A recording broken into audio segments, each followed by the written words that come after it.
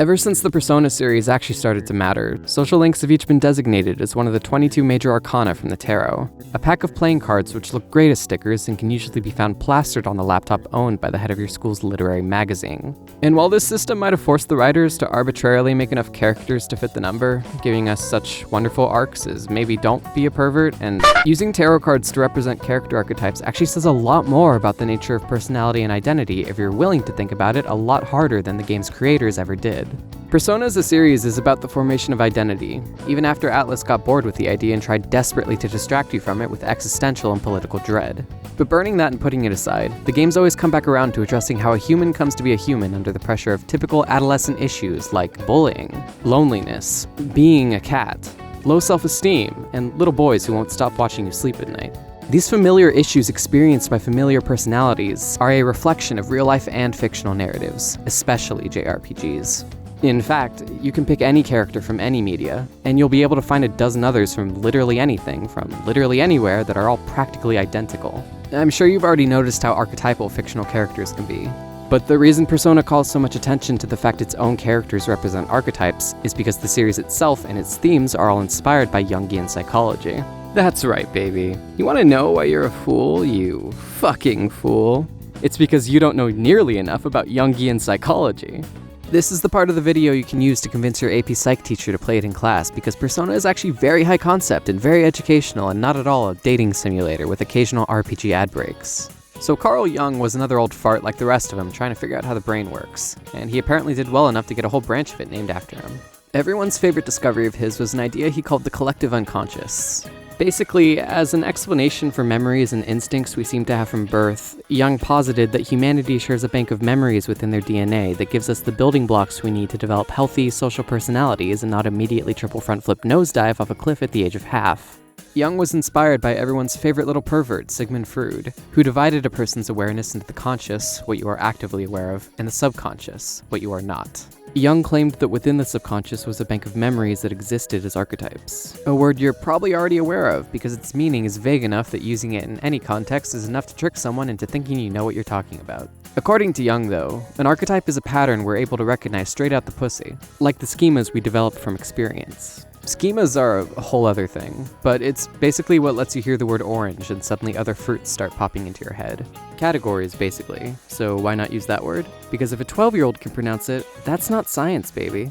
Archetypes allow us to recognize essential concepts without having to learn about them first. Kinda like how ducklings are programmed to imprint on the first thing they see and treat them like a mom. In human terms, that archetype could be called the mother goddess, a caring, kind, generous, all-powerful little mama. Everyone is able to easily understand this concept because we need to in order to trust our caretakers, which has the funny side effect of us making a lot of fictional characters who fit that exact description. Just look at the flippin' Virgin Mary, the purest, most motherly, best-selling church sticker to ever exist. Other archetypes include the mentor, the innocent, the hero, the explorer, the creator, and every other one-word descriptor that you came up with for your first OC before leaving it at that. But just hearing those titles already gives you a solid idea of what kind of person that character will be. Archetypes don't just end with characters, though. They also include story concepts like the flood or the pandemic or apocalypse because we cannot have enough of those. We see these tropes show up so often because they exist literally everywhere, and whether you're consciously doing it or not, the use of a trope makes your story instantly recognizable and relatable to anyone, whether they're a Ricky or a Rostislav, father of the Forge and mighty wielder of the People's Flame. Jungian archetypes are also the best explanation we have for the funny case of Orpheus and Izanagi. And yes, I know you recognize these characters, and yes, you're right, that was intentional. Great job, very good, well done. Basically, despite Orpheus being a Greek myth and Izanagi being a Japanese one, and there being no way for these two cultures to ever interact in between the time each myth was created, they're the same story. The only way this was possible other than wild coincidence is that both cultures, hundreds of years apart, independently created the same story using the same mental archetypes. The story of Orpheus is about a guy named Orpheus so upset over the death of his wife Eurydice that he saunters down into the underworld and convinces Hades to bring her back, under the condition he can walk all the way up to the surface without ever turning around to look at her. He holds her hand the whole long way up until he finally sees the exit, swats her gentle touch away, and excitedly sprints across the finish line all by himself. Then he turns around to greet his beautiful wife, only to see some kind of dead person. As it turns out, that dead person was his beautiful wife. The story ends with the Greeks' favorite thing, a technicality.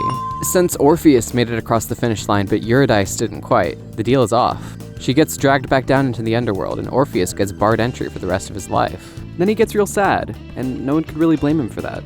Meanwhile, Izanagi and Izanami were creation gods responsible for making a little place you might know called Earth.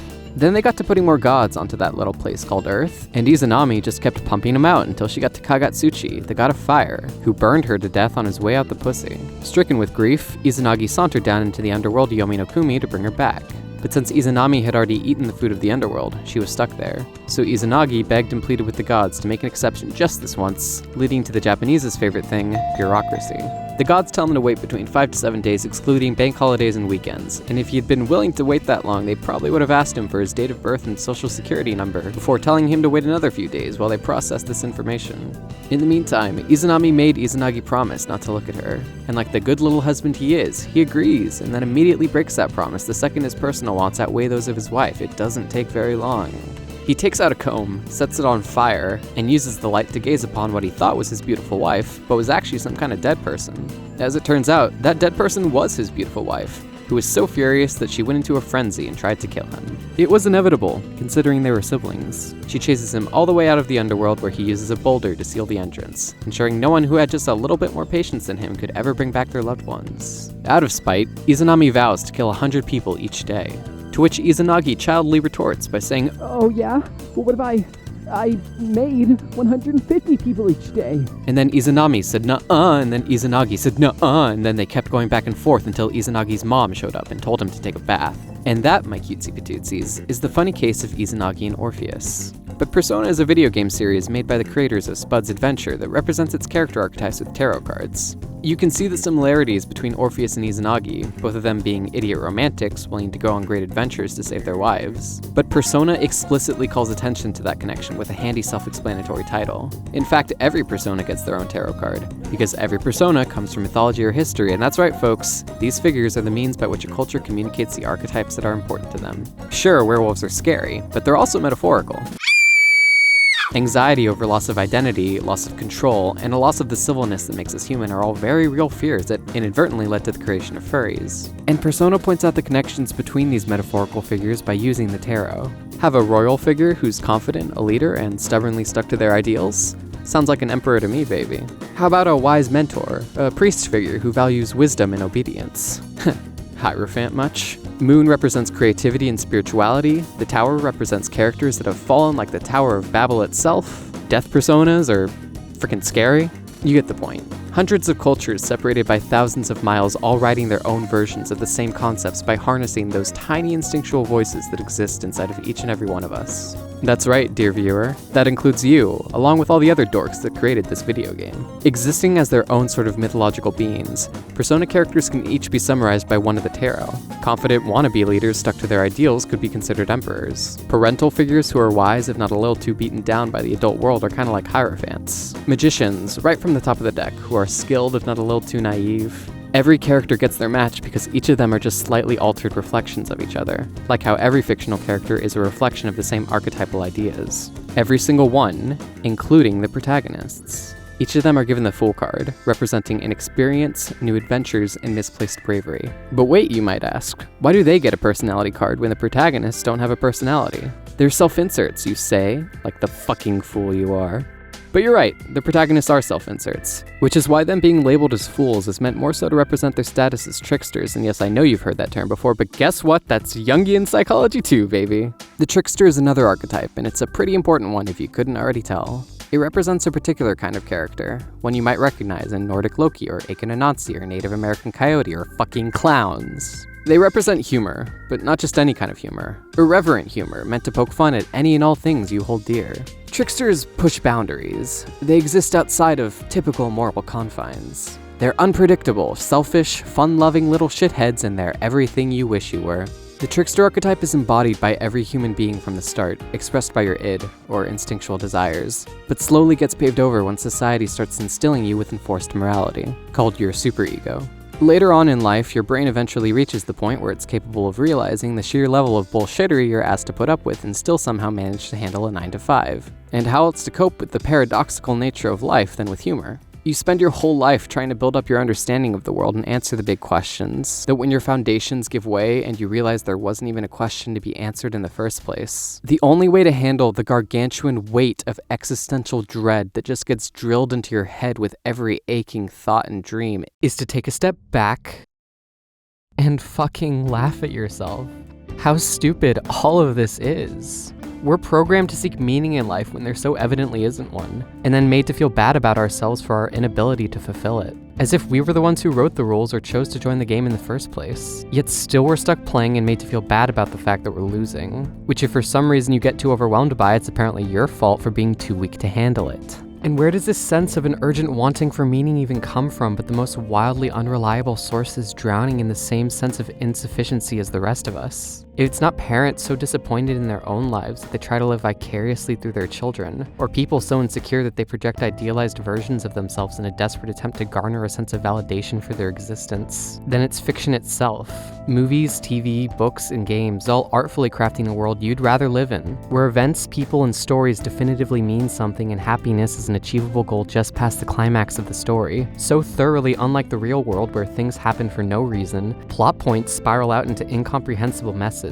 Bad people exist not to teach us valuable lessons or give us the strength to overcome them, but simply for their own selfish gain. Unfair things happen, home never stays quite the same. You're expected to keep on going in spite of every awful thing that has and will happen. And people get swept up in all this personal drama like it's the end of the world when a person's opinion of you has zero relation to the speed at which the sun will implode in on itself. Nobody knows who they are, where they're going, or how to really make their 1 in a billion chance of living count, causing our brains to disguise its chemicals as a state we all pointlessly try and chase called happiness. All in a world where if you turn your head around just a little too fast or have the audacity to grow a brain tumor, then you die. When things are so heavily stacked against you, when the correct option seems to be gritting your teeth and bearing whatever pointless nonsense gets randomly thrown your way. How are you supposed to deal with any of this if you can't realize how funny it is that Jesus fell asleep on the L key of the typewriter of existence? Tricksters are liminal. They don't care what's real and what's not. They just have fun. Laughing, fostering friendships, beautiful views and memories all compounding into a person you can be proud of and, in that way, a life well lived. So embracing your inner trickster and your agency, the only thing you can control in the paradox of existence, is the key to moving on from the fact that none of this makes or ever will make any sense. That, my cutesy patootsies, is what the persona protagonists are supposed to represent. The ability to exist between worlds, see things as they really are, and provide a perspective that allows you to overcome these issues that seem so insurmountable from the silly little cave you're chained to. And it's a role only they can fully embody, more so than any other character in the game, exactly because they're self-inserts. You think this dude could be a trickster? Or this one? Or this one? Well, maybe. Tricksters embody transition, change, and growth from the status quo, and while you can write a rebellious character that represents that within the meta, it's impossible to fully embody human unpredictability unless you put a human into your story. Enter the player, taking control of a transmutable vessel that allows them to express the repressed trickster that exists inside of themselves. Being a trickster, growing, and changing is something innately living, innately human, and that's why every other character just gets given a dumb tarot card. Oh, what's that?